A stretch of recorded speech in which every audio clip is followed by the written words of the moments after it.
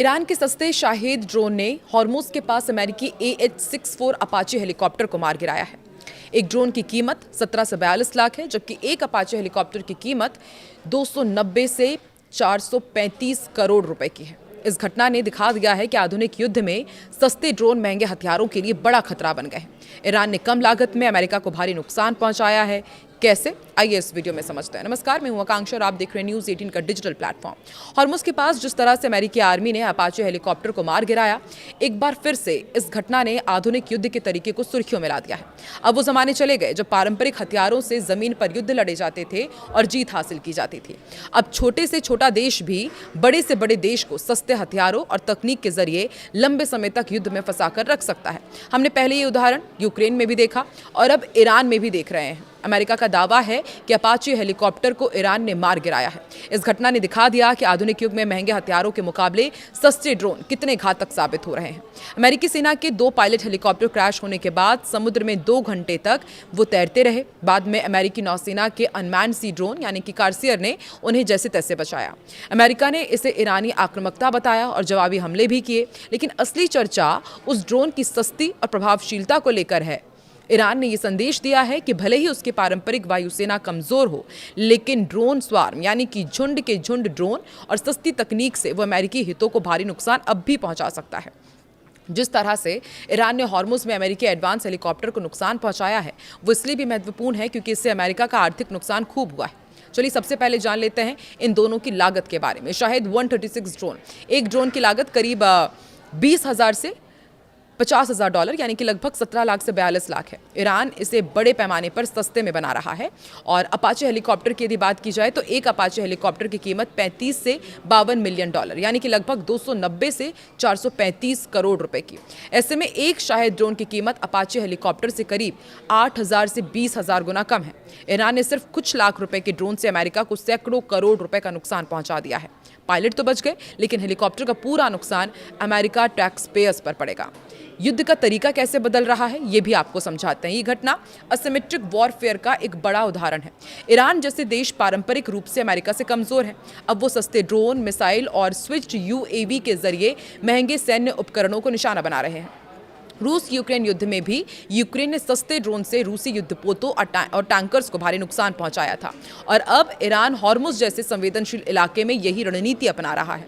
Iran के Shahid drone ने यह साबित कर दिया है कि भविष्य का युद्ध महंगे हथियारों के बीच नहीं, बल्कि सस्ती तकनीक और चतुर रणनीति के बीच होगा।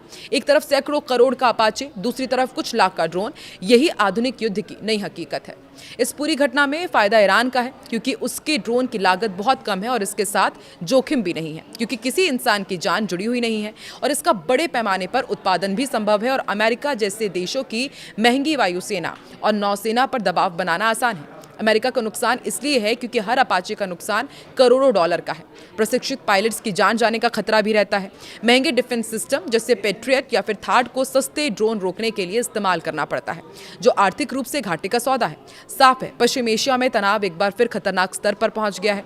अमेरिका ने ईरान के खिलाफ हमले और तेज कर दिए हैं। अमेरिकी सेना के सेंट्रल कमांड यानी कि सेंटकॉम के मुताबिक हॉर्मुज़ स्ट्रेट के ऊपर गश्त कर रहे अमेरिकी सेना के एक अपाचे हेलीकॉप्टर को मार गिराए जाने के बाद उन्होंने कार्रवाई की। एक्सियोस के मुताबिक अमेरिका ने ईरान पर ताबड़तोड़ 3 दौर के हमले किए। वहीं अल जजीरा की रिपोर्ट में अमेरिकी रक्षा अधिकारियों के हवाले से ये बताया गया है कि अमेरिका ने स्ट्रेट ऑफ हॉर्मुज़ के पास ईरान के कई एयर डिफेंस सिस्टम और रडार सिस्टम को निशाना बनाया है। उधर अमेरिकी राष्ट्रपति डोनाल्ड ट्रंप ने कहा है कि अमेरिका इस हमले का जवाब देगा और बहुत मजबूत और शक्तिशाली कार्रवाई करेगा। सेंटकॉम ने अपने आधिकारिक बयान में कहा है कि राष्ट्रपति के निर्देश पर अमेरिकी बलों ने ईरान के खिलाफ आत्मरक्षा के तहत सैन्य हमले शुरू किए हैं। अमेरिकी सेना ने इसे ईरान की अनुचित आक्रामकता के खिलाफ संतुलित जवाब बताया। तो क्या ऐसे में अमेरिका और ईरान के बीच फिर बड़ी जंग छिड़ने की आशंका बढ़ गई है? ये सवाल पूछा जा रहा है। अमेरिकी अधिकारियों के अनुसार हॉर्मुज़ स्ट्रेट के पास अपाचे हेलीकॉप्टर को एक ईरानी ड्रोन ने निशाना बनाया था। मीडिया रिपोर्ट्स के मुताबिक हमले में इस्तेमाल किया गया ड्रोन संभवतः ईरान का शाहिद ड्रोन था, जिसके बारे में भी हमने आपको बताया भी। और अमेरिकी अधिकारियों ने यह भी कहा है कि अभी ये स्पष्ट नहीं है कि हेलीकॉप्टर को जानबूझकर निशाना बनाया गया या फिर वो दूसरी किसी सैन्य गतिविधि की चपेट में आ गया।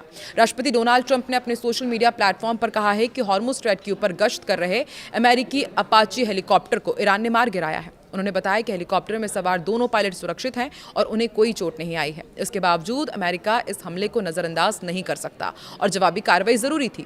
उधर अमेरिका हमले के बाद ईरान ने भी जवाबी कदम उठाया।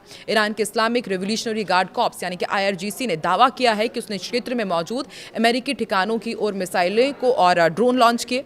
ईरानी मीडिया रिपोर्ट्स के मुताबिक ईरान के दक्षिणी तटीय शहर सिरिक, बंदर अब्बास और केशम में कई धमाकों की आवाजें सुनी गई हैं। ये सभी इलाके रणनीतिक रूप से बेहद महत्वपूर्ण हॉर्मुज़ स्ट्रेट के आसपास ही स्थित है। IRGC ने अपने बयान में कहा है कि युद्धोन्मादी अमेरिकी शासन ने बुधवार तड़के बिना किसी ठोस आधार के जास्क, सिरिक और केशम के कई क्षेत्रों को निशाना बनाया है। इस हमले में सिरिक का एक टेलीकॉम टावर क्षतिग्रस्त हुआ, 2 जलाशय नष्ट हुए हैं। दुश्मन की इस कार्रवाई के जवाब में IRGC ने 9 सैनिक इकाइयों ने सुबह करीब 2:30 बजे बहरीन में तैनात अमेरिकी नौसेना के 5वें बेड़े पर ड्रोन हमला किया है। दोनों पक्षों के बीच झड़पें जारी है। ईरानी राष्ट्र की सशस्त्र सेनाएं दुश्मन के आक्रामक कार्रवाइयों का लगातार जवाब दे रही हैं। अगर शत्रुतापूर्ण गतिविधियां जारी रही तो इससे भी अधिक कड़ा जवाब दिया जाएगा, IRGC ने यह साफ कर दिया है। इसी बीच ईरान के विदेश मंत्री अब्बास अराक्ची ने भी कड़ा बयान दिया और कहा कि ईरानी सीमा के आसपास मौजूद विदेशी सैन्य बल लगातार जोखिम में है और तनाव कम करने का सबसे अच्छा तरीका यह है कि वो इस क्षेत्र को छोड़ दें। अराक्ची ने कहा कि ईरान कूटनीति की भाषा को प्राथमिकता देता है, लेकिन जरूरत पड़ने पर दूसरे तरीके भी अपनाने जानता है।